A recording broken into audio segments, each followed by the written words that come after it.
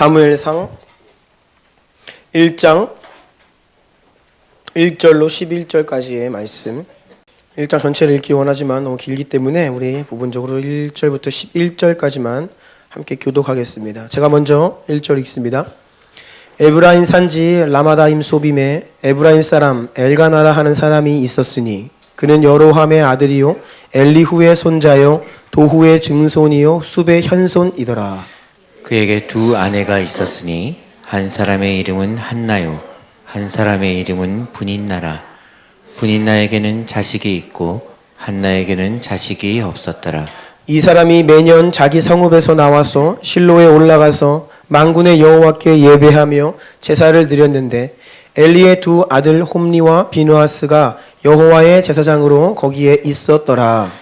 엘가나가 제사를 드리는 날에는 제물의 분깃을 그의 아내 분인나와 그의 모든 자녀에게 주고 한나에게는 갑절을 주니 이는 그를 사랑함이라. 그러나 여호와께서 그에게 임신하지 못하게 하시니 여호와께서 그에게 임신하지 못하게 하심으로 그의 적수인 분인나가 그를 심히 격분하게 하여 괴롭게 하더라. 매년 한나가 여호와의 집에 올라갈 때마다 남편이 그같이 하매 분인나가 그를 격분시키므로 그가 울고 먹지 아니하니 그의 남편 엘가나가 그에게 이르되 한나여 어찌하여 울며 어찌하여 먹지 아니하며 어찌하여 그대의 마음이 슬프냐 내가 그대에게 10 아들보다 낫지 아니하냐 하니라. 그들이 실로에서 먹고 마신 후에 한나가 일어나니 그때에 제사장 엘리는 여호와의 전 문설주 곁 의자에 앉아 있었더라. 한나가 마음이 괴로워서 여호와께 기도하고 통곡하며 함께 읽겠습니다. 서원나여 이르되 만군의 여호와여 만일 주의 여종의 고통을 돌보시고 나를 기억하사 주의 여종을 잊지 아니하시고 주의 여종에게 아들을 주시면 내가 그의 평생에 그를 여호와께 드리고 삭도를 그의 머리에 대지 아니하겠나이다. 아멘. 기도드립니다. 존귀하신 주님 감사드립니다. 우리에게 구원을 베푸시고 주님의 날 공동체가 함께 예배드리는 자리로 우리를 인도하심에 감사드립니다. 주 앞에 드린 우리의 찬송과 고백을 기뻐 받아 주시옵소서.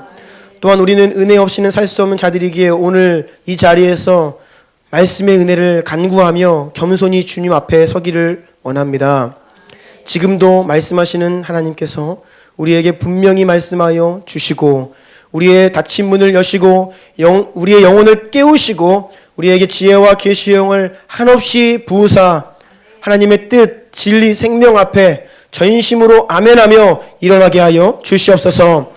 하나님 말씀 능력이기 때문에 우리가 아멘할 때에 우리를 살리는 큰 능력으로 역사하실 줄 믿습니다. 아멘하지 못하게 하고 또 이해하지 못하게 방해하는 모든 흑암의 세력을 예수 그리스도의 이름으로 정죄하고 꾸짖고 물리치우며 오직 주의 보혈로 성령께서 홀로 역사하여 주시옵소서. 예수님의 존귀하신 이름으로 기도드리옵나이다. 아멘. 우리 주변에 있는 분들과 인사합시다. 당신은 복받은 자입니다.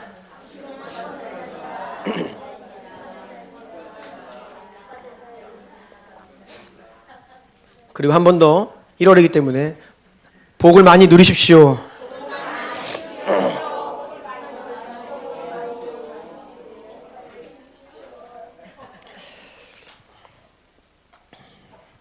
리바이벌 프레잉 두 번째 시간입니다. 제목을 같이 읽겠습니다. 시작. 고통 중에 마음을 쏟아내는 기도를 통해 일하시는 하나님. 네, 이러한 제목으로 하나님 말씀 나누겠습니다. 1. 이스라엘의 시대적 상황과 한나의 개인적인 상황. 우리가 함께 읽은 사무엘상 1장 이 본문의 배경을 보면 당시 이스라엘은 사사 시대의 끝자락에 있던 가장 어두웠던 시기였습니다. 사사기 21장 25절 사사기의 마지막은 이렇게 마무리를 하는데요. 읽어주세요. 그때 이스라엘에 왕이 없으므로 사람이 각자 자기의 소견에 옳은 대로 행하였더라. 바로 이러한 배경의 말씀입니다. 사사 시대는 어떤 시대였나요? 하나님께서 이스라엘 백성들을 약속의 땅 가나안으로 인도하셨죠. 가나안 땅으로 들어간 세대를 우리는 여호수아 세대라고 부릅니다. 조슈아 제너레이션. 우리 교회 초등부 제이지가 바로 여호수아 세대입니다. 이들은 여호수아 세대는 40년 동안 매일매일 하루도 빠짐없이 그 만나의 기적을 보았고요. 구름 기둥과 불 기둥으로 하나님이 임재하셔서 백성을 인도하시는 것을 보면서 살았던 자들입니다. 그리고 이제는 요단강을 가르는 기적을 보아 그곳을 직접 건넜고요.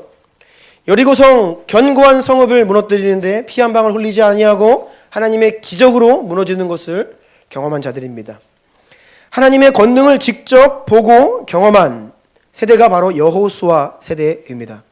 그런데 이 여호수아 세대가 이제 끝나고 그 다음 자녀들 세대부터 급격히 하나님을 떠나게 되지요. 금방 하나님을 잊어버렸고 하나님의 말씀을 떠나서 사사기 말씀처럼 자기 마음에 내키는 대로 살게 된 타락의 시대가 바로 사사 시대입니다.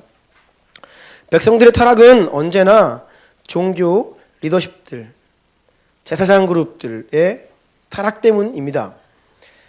그래서 이 사사 시대에 이 제사장들은 매우 무능하고 영적으로 무감각한 모습을 보이는 암울한 시대였죠.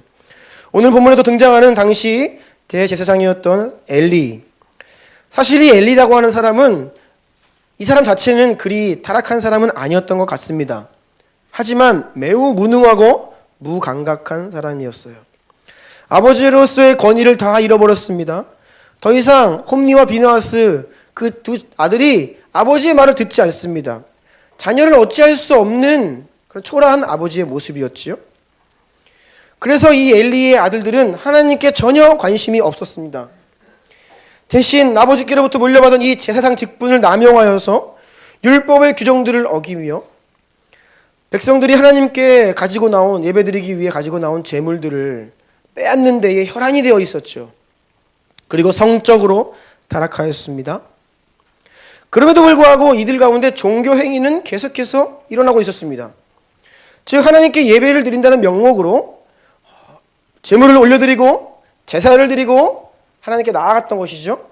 그래서 이 홈리와 비느하스 두 아들은 매우 타락했고 하나님을 떠난 자들이었지만 이들에게 다소 이 종교적인 미신적인 믿음은 있었던 것 같아요. 블레셋과의 전투에서 이스라엘이 매우 열세입니다. 그때 사람들이 여호와의 언약궤, 하나님의 임재의 상징, 우리와 함께 하신다고 하는 그 상징인 여호와의 언약궤를 전쟁터로 가지고 오면 하나님께서 도우셔서 우리가 이 전쟁에서 승리할 수 있다 라고 하는 믿음이 홈리와 비느하스에게 있었죠. 그래서 그들은 하나님의 언약궤를 메고 전쟁터로 담대하게 나아갔습니다. 그리고 죽임을 당했죠. 그러니까 그들에게 나름대로 믿음이 있었던 겁니다. 매우 미신적인 믿음이죠. 어쩌면 이런 배경 가운데 한나라는 이름이 등장을 합니다. 한나가 마음이 괴로워서 하나님께 기도를 드리고 있는데 대제사장 엘리가 술에 취했냐며 나무라고 하지요. 고통스러운 여인이 하나님께 토로하는 모습을 보면서 술에 취했다고 나무라는 모습도 어떻게 보면 이 엘리 대제사장의 무감각한 모습을 보여주죠. 그리고 이 엘리는 평생 하나님의 임재의 상징이었던 지성소에 들어가 하나님께 제사의 직분을 감당하고 있었음에도 불구하고 하나님의 음성을 듣지 못했고 하나님의 감동으로 살아가는 자가 아니었습니다. 때문에 나이가 들자 마치 그의 영적 상태와 비슷하게 그의 육신이 어떻게 되었냐? 비대했다. 우둔해진 것이죠.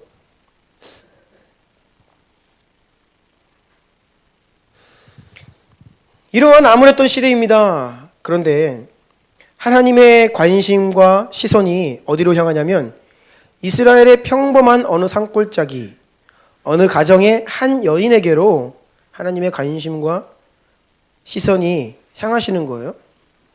에브라임 산지인 엘가나라고 하는 사람에게는 두 아내가 있었습니다. 한나와 브닌나. 아마도 추정하기로는 첫째 아내였던 한나가 아이를 못 낳는 거예요. 그래서 엘가나는 이 브닌나를 두 번째 아내로 맞아들였을 것으로 추정됩니다. 당시 이 고대 근동지방에서 어떤 사람에게 대를 이을 아들이 없다라는 것은 굉장히 심각한 문제였습니다. 그래서 이러한 배경들은 창세기 16장 아브라함의 경우와 매우 비슷해요. 하나님께서 아브라함에게 아들을 주신다 약속하셨습니다. 그런데 그 약속을 받은 지 10년이 지났음에도 불구하고 아들의 기미가 보이지 않죠. 그래서 어떻게 합니까? 그 원래 아내였던 사라에게서 아들이 없자 하갈을 둘째 아내로 맞이하죠. 그런데 이 하갈이 둘째 아내로 들어온 이 하갈이 자신의 배에 아이가 잉태하자 그때부터 사라를 멸시하기 시작합니다. 그 내용이 창세기에 기록되어 있는데 굉장히 흡사한 경우입니다. 한나의 경우도요. 분인나가 자식을 얻게 되자 한나를 조롱하고 괴롭히고 모욕하기 시작했습니다. 그러하기를 여러 해 지났어요. 그래서 이 성경 저자는 한나의 고통이 얼마나 심했던지 분인나가 한나에게 적수였다, 원수였다라고 기록하고 있죠. 오늘 본문 1장 6절 7절 다시 한번 읽어주시겠습니까? 여호와께서 그에게 임신하지 못하게 하심으로 그의 적수인 분인나가 그를 심히 격분하게 하여 괴롭게 하더라. 매년 한나가 여호와의 집에 올라갈 때마다 남편이 그같이 하매 분인나가 그를 격분시키므로 그가 울고 먹지 아니하니. 아브라함 때도 마찬가지였고 이 엘가나도 마찬가지입니다. 사라와 한나 문제를 해결해 보기 위해서 인간적인 방법을 고안해내어서 대책을 세운 겁니다. 그래서 두 번째 아내를 맞이하게 한 거예요. 그런데 오히려 그것이 자신에게 큰 고통이 되는 겁니다. 우리가 삶을 살다 보면 어떤 문제가 있어서 고민을 하다 끝에 대책을 세우고 방법을 고안해내는데 그것이 오히려 더 우리를 힘들게 하는 경우가 많이 있지요. 모쪼록 한나는 이러한 상황 가운데에서 심히 괴롭고 슬퍼서 울며 먹지 않습니다. 먹을 기력도 없는 거예요. 너무나 슬퍼서요. 큰 입원입니다. 고통 속에 부르짖는 한나의 기도를 통해 일하시는 하나님. 그런데 오늘 본문 그 하나님의 관심은 한나의 고통이 있지 않아요. 한나가 너무 힘들어서 막 하나님께 기도하니까 하나님이 그녀를 불쌍히 여기셔서 아들을 주셨다. 이게 오늘 스토리가 아닙니다. 한나가 경험하고 있던 이 극도의 고통, 이 아픔 가운데 그 고통의 배후에 하나님의 손길이 있다는 것을 이야기하고 있어요. 하나님은 한나가 당하고 있는 고통을 통해 하고자 하시는 일이 있었다고 이야기하는 것입니다. 즉 한나가 자녀를 갖지 못함으로 인해 당했던 모든 수모와 고통에는 하나님의 섭리가 있었어요. 그래서 사무엘상 1장 5절과 6절을 보면 그러나 여호와께서 그에게 임신하지 못하게 하셨다. 여호와께서 그에게 임신하지 못하게 하심으로라고 두 번이나 연달아 반복적으로 말하고 있는 것입니다. 이런 본문을 보면 하나님이 우리에게 고통을 주시나요? 라고 물어볼 수 있죠. 마치 악한 일들이 하나님께 원인이 있는 것처럼 생각할 수 있는데 사실 성경이 말하는 바는 그것이 아닙니다. 여러분, 하나님은 생육하고 번성하고 생명을 주시길 원하고 우리에게 기쁨과 소망을 주길 원하시지 무언가가 닫혀있고 잉태하지 못하고 이 불임 이런 종류의 일들은 하나님이 원하시는 일이 아니죠. 본래 하나님께 그 원인이 있는 것은 아닙니다. 하나님은 원래 애초부터 한나에게 아이를 주시려고 하는 계획이 있었습니다. 그렇기 때문에 단순히 한나가 불임이다 이런 차원은 아니에요. 하나님은 그녀에게 아들을 주시려고 했는데 그냥 아이가 아니라 무언가 특별한 일을 행하기를 원하세요. 그래서 하나님의 시간표에서는 아직 그 아이를 허락할 때가 안 된 겁니다. 안 주시는 게 아니라 고통을 막 줘가지고 너 아이 못 난다 이게 아니라 하나님이 본래 계획하신 아이를 허락하실 건데 특별한 이 아이를 통해 하실 일이 있기 때문에 하나님의 시간표상으로 아직 그때가 이르지 않은 것이죠.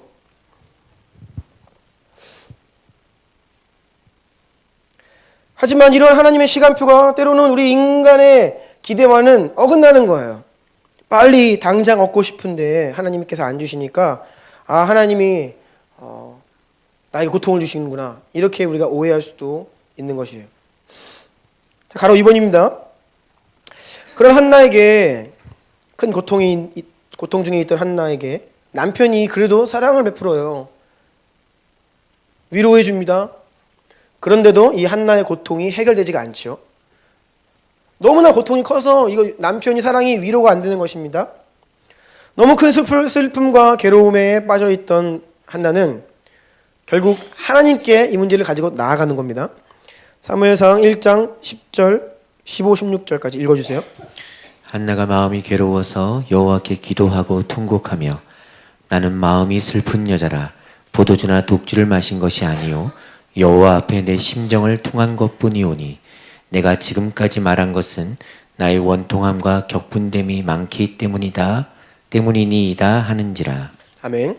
여호와 앞에 내 심정을 통한 것입니다 라는 말은요, 이게 직역을 하자면 내 영혼을 다 쏟아붓다, 그 말이에요. 다 토해내다. 내 영혼을, 내 마음을 하나님 앞에서 다 쏟아내는 거예요. 통곡과 기도로 자신의 고통스러운 마음을 하나님께 다 쏟아내었습니다.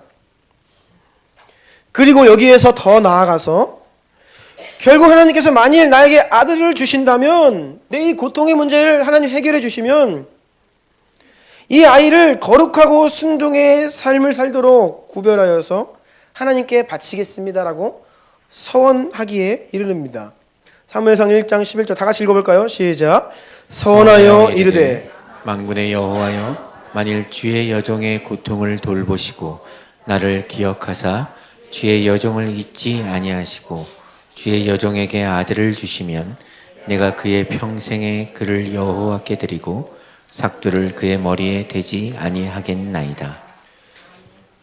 삭도를 머리에 대지 않는다라는 것은 나시린 서원을 말합니다. 나시린이란 하나님 앞에서 완전히 정결하게 깨끗하게 구별하여 그 삶을 통째로 하나님께 드려진 인생을 말합니다. 나시린.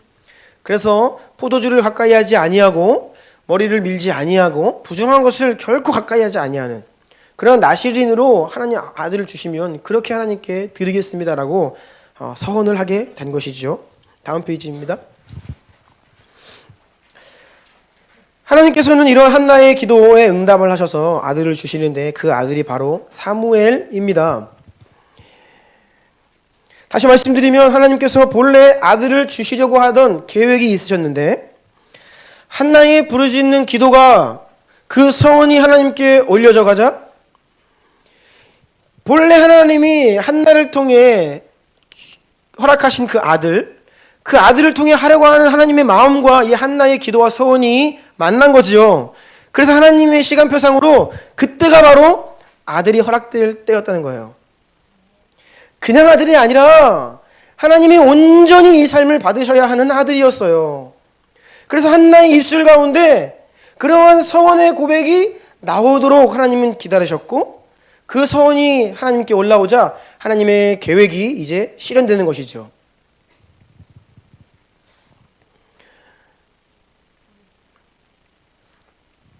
한나는 그냥 아들을 달라고 했습니다. 그런데 하나님은 그냥 아들을 주신 것이 아니라 이스라엘에게 어떤 국가적으로 시대를 변화시키는 인물을 허락하셨어요. 여러분, 한나는 위대한 인물을 구하지 않았습니다. 한나는 당시 자기가 살던 이 시대가 어떤 시대였는지, 그래서 이 시대를 끝내고 영광스러운 시대를 바라봤다거나 그런 내용이 없어요. 그는 그저 자신에게 있던 고통의 문제를 가지고 하나님께 나아갔을 뿐이에요. 하나님이 이 아들을 통해서 어떤 일을 하실지에 대한 깨달음은 없었습니다.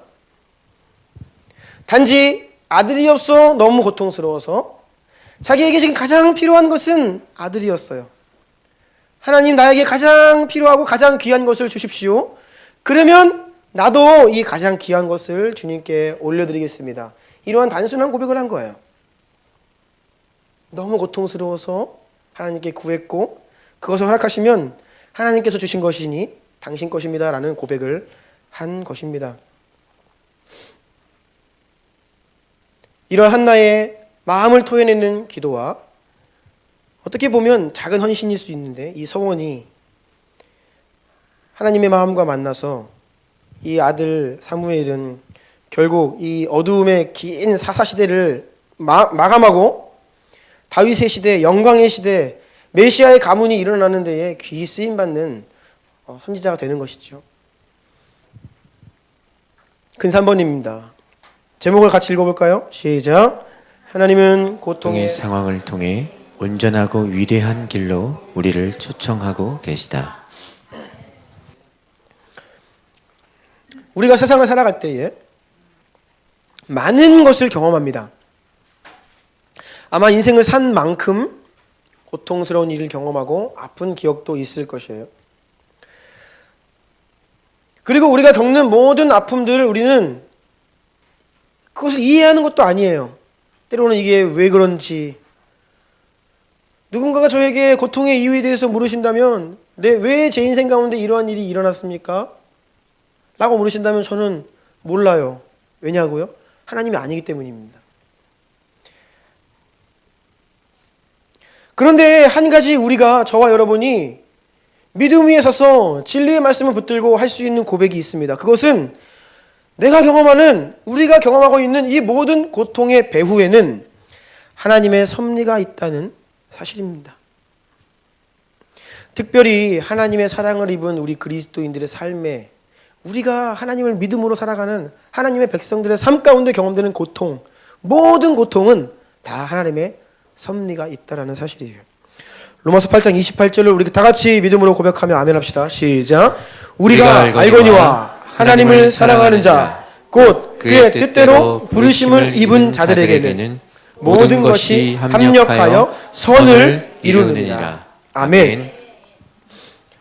제가 지난 한 주 이 욥기를 읽었습니다. 욥기가 굉장히 길어요. 1장부터 42장까지 있는데 지난 주일날 욥기를 읽기 시작했는데 이제 오늘 다 읽을 것 같아요.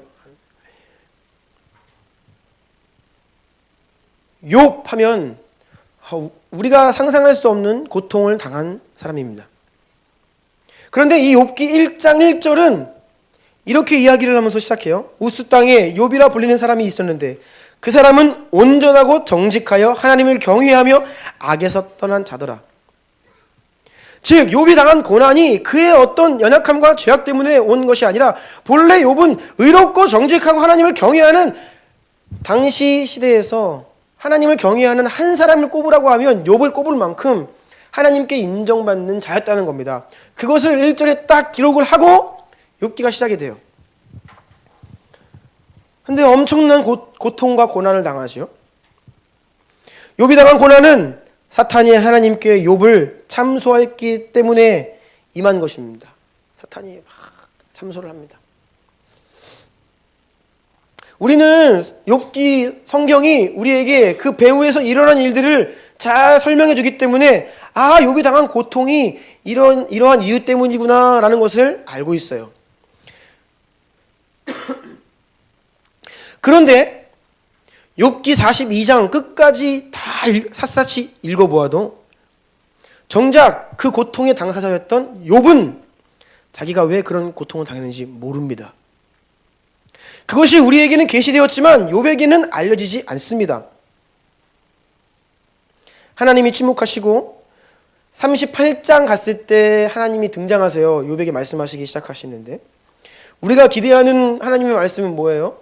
욥이 그렇게 의로운 자였고 하나님 경외하는 사람이었잖아요. 하나님 앞에 깨끗하게 살기를 힘쓰는 사람이었어요. 그런데 굉장히 부당해 보이는 고통을 당했단 말입니다. 그리고 친구들이 와가지고 비난하고 고통스럽게 하고, 그래서 이제는 아무런 소망이 없는, 모든 것을 다 잃어버렸습니다. 건강까지도. 그러면 굉장히 억울해 보이죠. 그래서 38장에 하나님이 드디어 등장을 하세요. 그러면 우리가 기대하는 말은 하나님께서 이렇게 말씀하실 것 같아요. 욥아, 너 고생 많았다. 사실은 이러 해가지고 네가 이렇게 고난을 당한 거다. 내가 이제부터 너를 위로하겠다. 이렇게 하나님께서 욥을 위로하시면서 상황 설명을 해주실 것 같은데 하나님이 딱 등장하셔가지고 38, 39, 40, 41장 무려 4장에 걸쳐가지고 하나님이 하시는 일이 무엇인지 아십니까? 욥에게 질문을 하기 시작하십니다. 욥아, 내가 누구냐? 너는 뭐니? 내가 세상을 만들 때에 네가 그것을 보았느냐? 이 땅의 기초를 만들 때 네가 그것을 보았느냐? 하늘의 별을 내가 창조할 때 네가 그것을 알았느냐? 하나님의 창조주 되시는 그 위대하신 하나님이심을 알리시고, 욥은 굉장히 연약한 피조물이라는 사실을 계속해서 질문하세요. 내장에 걸쳐서 아느냐? 어디 있었느냐? 계속 질문을 하십니다. 그래서 결국 욥이 어떻게 하는지 아십니까? 회개를 합니다. 회개를 해요. 우리가 보면 욥은 믿음을 너무나 잘 지켰고 하나님 앞에서 너무나 신실했는데 그 위대하신 하나님이 그 앞에 나타나자 욥은 오히려 회개를 합니다.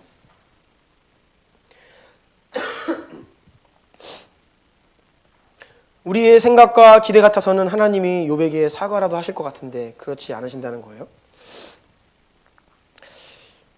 제가 예전에 어떤 간증을 들었는데 또 책에서도 확인한 사실인데 어떤 분이 그런 간증을 하시더라고요. 하나님이 자신에게 나타나셔서 사과를 하셨대요. 미안하다고. 그래서 이것이 맞는 말인가 제가 성경을 찾아보았습니다. 제가 아는 한 성경에서 하나님께서 인간에게 사과를 하신 적은 없습니다. 혹시 여러분이 성경을 읽으시다가 하나님이 인간에게 사과를 하시는 미안하다야 이런 거 발견하시면 좀 알려주세요.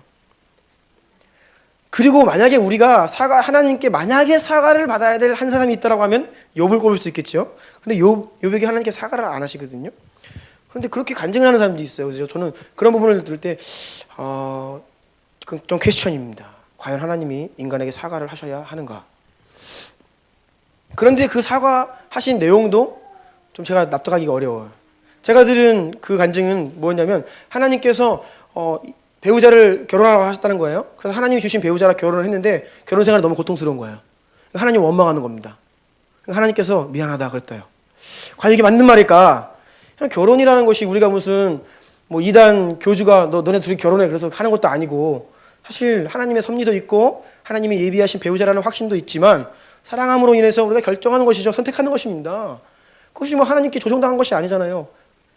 그런데 하나님께서 이렇게 사과를 하셨다. 좀 이런 부분들은 고민해 봐야 된다는 거예요.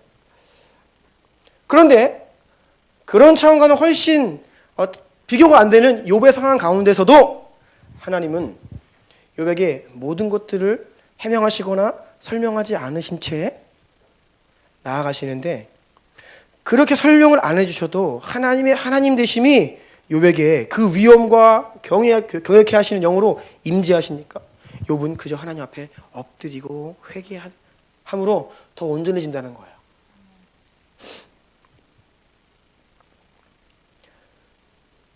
그래서 여러분 우리는 욥기를 통해서도 알 수 있는 사실은 고통의 이유가 우리에게 비밀로 붙여질 수 있다는 것입니다.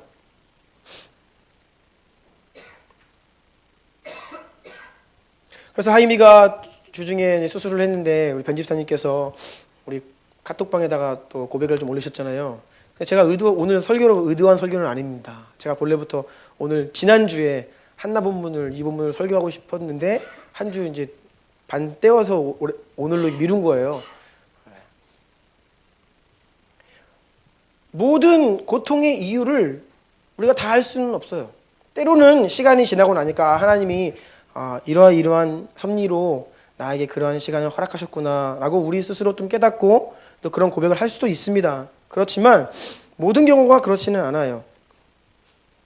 고통의 이유가 결국 하나님 앞에 가는 그날까지 비밀로 붙여질 수 있습니다. 저도 그런 알 수 없는 고통을 가지고 있어요. 하나님께 가서 여쭤보고 싶은 것. 하나님, 왜 제 인생 가운데 왜 그렇게 하셨어요? 제 짧은 생각으로는 이러이러한 것 같은데 정말 그게 맞나요? 이렇게 묻고 싶은 내용들이 있다는 것입니다. 그런데 욥은 믿음을 지켰어요. 끝까지 범죄하지 않고 하나님을 원망하지 않으며 그 마음을 지켰습니다. 물론 욥이 친구들과의 논쟁하는 가운데 조금 한탄과 원망 섞인 말들도 합니다. 그런데 그런 욥의 말은 자신의 근본적인 믿음이 흔들리는 것이 아니에요. 하나님을 인정하고 하나님을 굳건히 붙드는 그 믿음 위에 서서 고통을 탄식하면서 한 말들이죠. 우리가 고통 중에 믿음을 지킬 수 있는 이유는 고통의 이유를 알기 때문이 아닙니다. 때로는 고통의 이유를 모른다 하더라도 하나님의 선하심과 그분의 그 섭리를 우리가 믿음으로 받아들인다면, 그것을 굳건히 붙든다면 우리는 믿음을 잃어버리지 않아요. 믿음은 보이지 않는 것들의 증거라고 했죠. 사실 우리의 믿음은요, 잘 이해되지 않는 것을 믿고 있는 겁니다. 그럼 삼위일체 하나님이 이해되십니까? 예수님께서 날 위해, 하나님이 인간이 되셔서 날 위해 죽으신 그 사건이 이해가 되십니까? 사실 우리는 십자가조차 잘 이해가 되지 않아요. 그럼에도 하나님 은혜를 주셔서 머리로는 잘 이해되지 않지만 믿음으로 그것을 온전히 고백하게 하시죠. 세상은 이해가 안 되면 납득을 시키라고 합니다. 설득을 해보라는 거예요. 증거를 가져오라고 이야기합니다. 하나님 봤어? 지옥 봤어? 천국이 정말 있어? 증거 가져와봐. 이렇게 이야기를 해요. 그럴 때 우리가 하나님 여기 있다 보여줄 수 있으면 좋은데 그렇지가 않아요. 우리의 믿음은 보이지 않는 것들의 증거일 뿐입니다. 때로는 이해되지 않음에도 불구하고 우리가 하나님을 고백하고 있는 것이죠.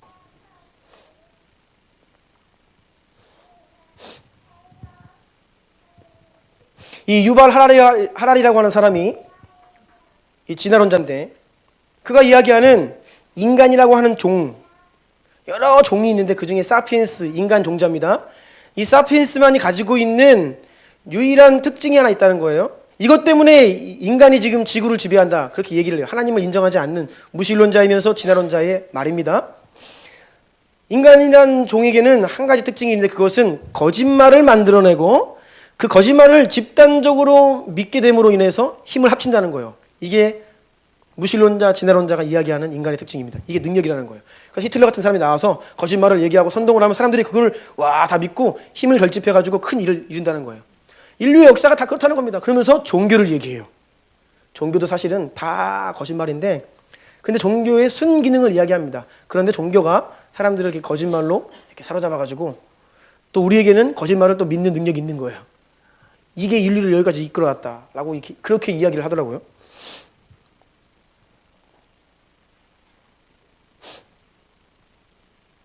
그런 사람들 앞에서 우리가 명확히 해명할 수 있는 증거를 들이댈 수 있으면 좋은데, 사실 우리의 믿음이라고 하는 것은 보이지 않는 것이고 이해할 수 없는 영역이죠.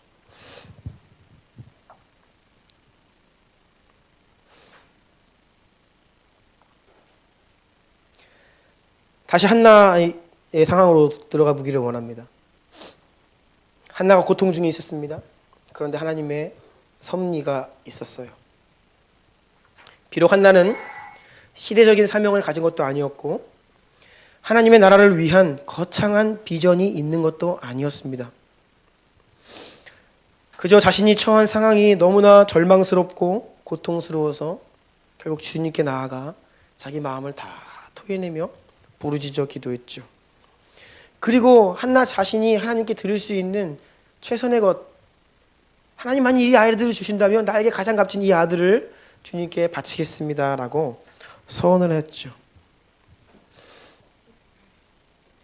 하나님은 이러한 여인의 토해내는 기도와 작아 보이는 헌신을 통해 이 여인이 기대하지도 못했고 구하지도 않았던 하나님 나라의 큰 역사의 통로로 사용하시는 거예요.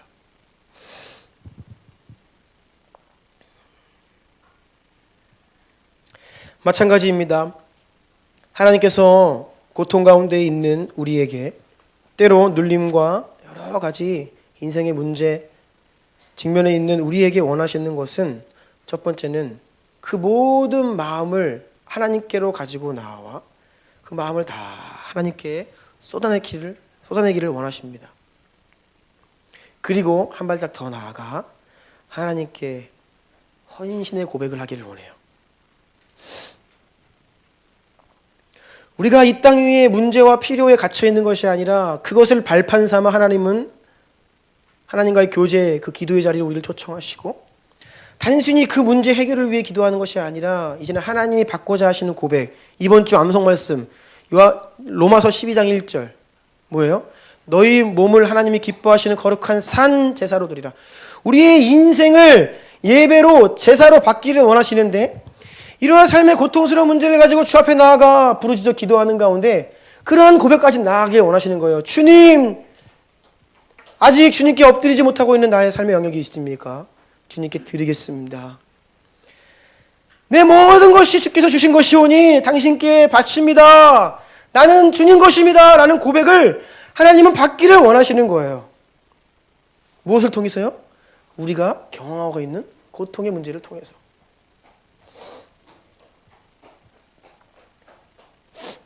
하나님께서 너희는 먼저 그의 나라와 의를 구하라 하셨습니다.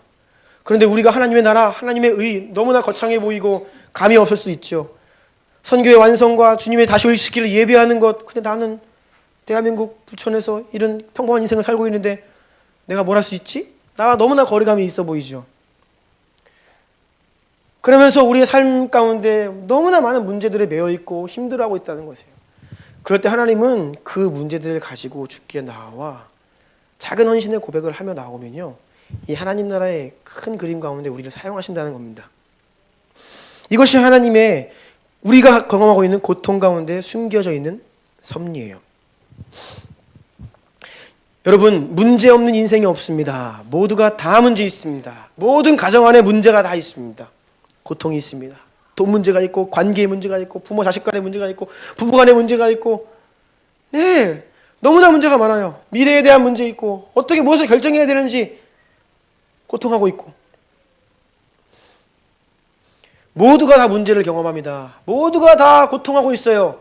그런데 그들 가운데 일부가 하나님께 이 문제를 가지고 나와 마음을 쏟아내며 기도합니다. 일부가.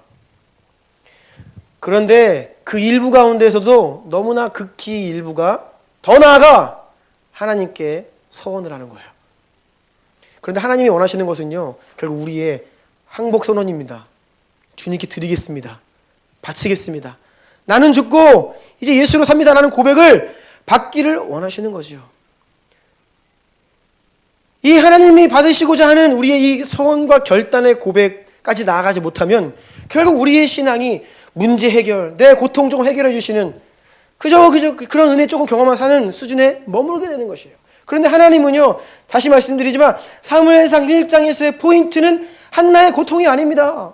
그녀가 아이가 없어서 힘든 게 포인트가 아니에요. 지극히 평범한 인생 가운데 경험하고 있는 그 고통의 문제가 결국 하나님께 가지고 나왔더니 어디까지 나아가는지를 하나님께서 우리에게 보여주고 계시는 거죠. 오늘날 고통의 문제를 가지고 하나님께 나아가 토로하는 자가 드물다고 했죠. 그런데 더더욱 결단과 서원의 자리까지 나아가는 자는 너무나 드물다고 했습니다. 여러분, 사실 저도 오늘 이 자리에 있는 이유는 제 어머니의 서원 때문입니다. 우리 세대에서는 뭐 자녀를 하나님께 바치고 이런 것이 좀 꺼려지는 일이고 거의 하지 않죠, 이제는. 근데 과거에는 하나님께 고통 가운데 은혜를 구하며 이런 서원들을 많이 하셨죠. 사실 저는 이 자리에 있게 된 이유가 그런 서원 기도 때문이었는데 지금 생각해보면 너무나 감사해요.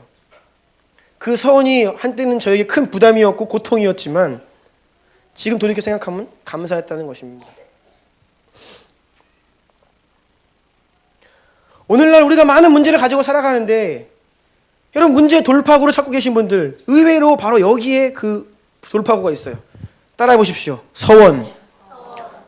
서원이라고 하면 좀 우리랑 거리가 멀 수 있기 때문에 다시 한번 따라해 보세요. 결단. 정확히 말씀드리면 헌신의 결단입니다.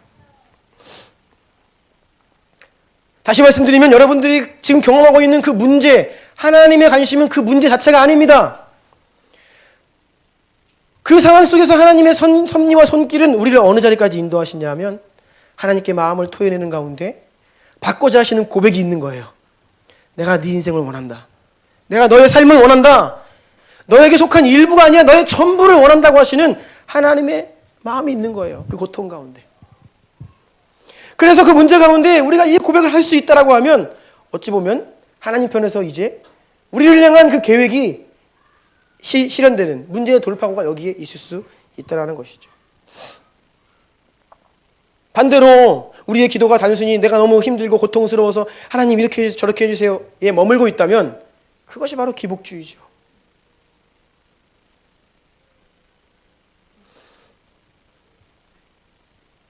야곱이 형 에서로부터 죽음의 위협을 받고 있습니다. 형이 이제 동생을 죽이기로 작정했습니다. 그것이 알려졌습니다. 야곱이 도망갑니다. 도망가면서 그 너무나 조급한 마음, 두려운 마음에 베델 광야에서 잠이 들어요. 꿈을 꾸지요. 그 꿈에서 깨어나서 하나님께 서원을 합니다. 하나님, 제가 지금은 너무나 배고프고 힘들고 죽음의 위협 가운데 이렇게 초라하게 도망을 가는데 저를 만약에 안전하게 다시 아버지의 집으로 돌아오게 해주시면 첫 번째, 여호와 하나님이 나의 하나님이 될 것입니다. 평생 하나님을 주인으로 모시고 살겠다는 고백이죠. 두 번째, 지금 기도하는 이 베델, 이곳이 하나님의 집이 될 것입니다. 하나님을 예배하는 곳을 삼겠습니다. 세 번째, 나에게 주신 모든 것의 10분의 1을 드리겠습니다. 이렇게 고백을 해요. 서원을 합니다. 그래서 하나님 은혜로 다시 돌아온 이후에 하나님께서 그 서원을 기억하게 하시고 그 서원을 갚아가면 하나님의 또 구원 역사가 이어지는데요. 여러분 자신을 지금 슬프게 하거나 힘들게 하고 고통스럽게 하는 것이 무엇입니까? 그것이 뭐 가정이든 관계이든 돈 문제이든 아니면 여러분들이 과거에 경험했던 고통 때문에 내면의 문제이든 반복해서 넘어지는 실패, 죄의 문제이든 그것이 무엇이든지 상관없이 여러분이 고통을 느끼는 그 지점, 한나의 원수였던 적수였던 분인야가 그 마음을 계속 격동케 하여 힘들게 하는 그 영역, 바로 여러분의 마음 가운데 충동질되고 분노가 일어나고 낙심케 하고 좌절케 하고 여러분을 공격하는 그 영역, 그 부분, 여기에 하나님의 섭리가 있다고 고백해야 됩니다. 단순히 하나님은 나에게 이 고통을 이겨내는 것을 원하시는 것이 아니라 그 가운데 나의 모든 마음과 영혼을 다 주 앞에 토로하기를 원하세요. 그래서 하나님 고통은요, 하나님이 초청하시는 겁니다. 나에게로 나오라. 우리와 교제하기를 원하시는 하나님의 초청이죠. 주님께 나아가 그것을 다 토로하고 더 나아가 아직도 엎드리지 못하고 있는 나의 삶의 영역들을 주님께 올려드리는 것입니다. 그러하면 우리가 비록 하나님 나라의 큰 그림을 그리지 못하고 우리의 기도가 비록 거창하고 위대한 기도는 아닐지라도 하나님 앞에 무릎 꿇고 순복하며 따르겠다고 하는 우리의 그 결단 가운데 하나님은 사무엘을 사용하신 것처럼 우리를 사용하신다는 거예요. 이것이 바로 에베소서 3장 20절 말씀의 의미입니다. 같이 읽을게요. 시작. 우리 가운데서 역사하시는 능력대로 우리가 구하거나 생각하는 모든 것에 더 넘치도록 능히 하실 이에게. 아멘. 아멘. 말씀을 마무리하려고 합니다. 여러분, 우리 주님교회가 부흥을 꿈꿉니다. 주님의 다시 오심을 꿈꾸고 주님의 다시 오실 길을 예비하는 선교적 사명을 받은 교회입니다. 그런데 우리의 삶의 모습을 보면 너무나 작은 것에 많이 매여 있고 힘들어하며 살아가고 있죠. 그래서 이러한 교회가 말하고 있는 하나님께서 주신 사명과는 좀 거리가 멀어 보일 때가 있습니다. 올해 우리 공동체가 기도의 불을 지피서서 기도를 하며 나아가고 있는데요. 하나님께서 하나님 나라를 위하여 우리 교회가 굉장히 중요한 시기를 지나게 하시는 이때에 어떻게 역사하시냐? 바로 여러분들이 직면하고 있는 상황, 여러분이 고통하고 있는 그 삶의 현장, 그것을 가지고 큰일 행하신다는 거예요. 여러분 각자가 비록 큰 기도의 제목을 가지고 주님께 나오는 것은 아닐지라도 내 마음속에 고통을 가지고 주님께 나와 마음을 토로하고 쏟아내고 주님께 헌신의 결단을 하는 그것이 이 공동체 가운데 모이면 이것이 하나의 기도의 불이 되고 부흥의 불이 되어 한나가 기도하지 못했던 것까지도 사무엘을 통해 역사하셨듯이 나는 단순히 내 문제 가지고 기도하며 작은 헌신을 드렸는데 하나님은 그 고백들을 받으셔서 이 교회를 통해 위대한 일을 하신다는 겁니다. 아멘. 아멘이세요? 아멘. 이것이 하나님의 큰 그림 가운데 여러분이 오늘도 하루를 살아가며 겪는 고통 가운데 있는 하나님의 섭리예요. 아멘. 아멘이세요? 아멘. 그래서 여러분 주님께 부지런히 나아가셔서 또 함께 기도하는 자리에 부지런히 나오셔서 여러분의 마음을 다 하나님께 쏟아내시고 그리고 내 가운데 받고자 하시는 그 고백이 무엇인지를 기억하시며 하나님께 헌신의 고백을 들으십시오. 그럼 반드시 이 마지막 때에 여러분과 가정과 이 교회를 하나님 나라 영광을 위해 귀히 사용하실 것입니다. 아멘. 같이 기도할까요?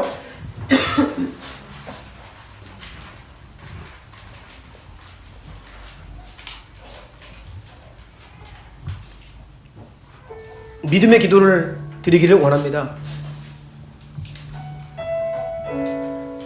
주님, 이해할 수는 없지만 하나님은 선하심을 고백합니다. 아멘. 다 이해할 수는 없지만 내 모든 삶의 현장 가운데, 고통 가운데, 눈물 가운데 하나님의 섭리가 있음을 믿음으로 고백합니다. 아멘. 그리하여 로마서 8장 28절 말씀처럼 하나님의 사랑을 입은 자, 부르심을 입은 자들에게는 모든 것이 합력하여 선을 이룬다고 말씀하시는 주님, 이 진리의 말씀을 내가 믿음으로 취합니다. 아멘. 우리 좀 이런 믿음을 드렸으면 좋겠어요. 하나님, 내가 경험하는 모든 고통까지도 환난을 통해 인내와 연단과 소망의 다리로 나를 인도하실 주님께 감사드립니다라고 우리가 믿음을 고백했으면 좋겠습니다. 하나님이 우리에게 고통을 주시는 것은 아니지만 우리 삶 가운데 고통이 허락된 이유, 하나님의 섭리가 있다는 것입니다. 저를 더 깊은 자리로 인도하시고 내 마음을 주 앞에 쏟아내기를 원하며 하나님 받으시고자 하시는 그 고백이 내 입술 가운데 올려지기를 원한다고 이러한 마음으로 한번 간절히 우리의 믿음을 고백하며 여러분들의 상황을 좀 주님 앞에 토로하며 나아가기를 원합니다. 주여, 세 번 부르고 기도합시다.